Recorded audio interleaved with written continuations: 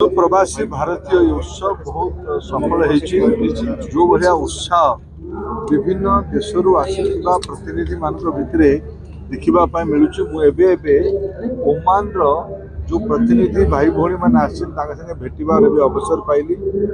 अनेक उत्साह अच्छी अनेक भारत प्रति जो मन भर मूल देश प्रति जो सद्भावना अच्छी से प्रतिफलन होता आम बहुत खुशी बहुत प्रभावित जो आम राज्य ओडिशार प्रशंसा करुले।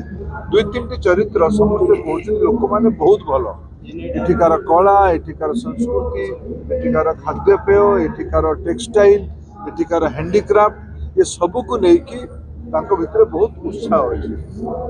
यहीटा ही प्रवासी भारतीय दिवस उद्देश्य थिला जे राज्य को आसिले आम देश को आसिले पुराणा कथा मन पड़ो पुराणा स्मृति को भी मन पकेबे। आज ओमान रो जड़े वयस्क भद्र महिला आसी जी कि जीवन रिटायरमेंट अवस्था अच्छा कि सी आज मन पकईले जे मु मो स्वामी संगे जिते शुणिली प्रवासी भारतीय दिवस ओडिशा रे होउची भुवनेश्वर होउची मु आसबा उचित मन कली। यही मु 47 वर्ष पूर्वे उत्कल यूनिवर्सिटी पाठ पढ़ी केवे जीवन में भावी नी मूलतः केरल रोकवा छात्री आसी आज परिणत बयस आउ थे ओडिशा आसबार गोटे अवसर ये प्रवासी भारतीय दिवस देला।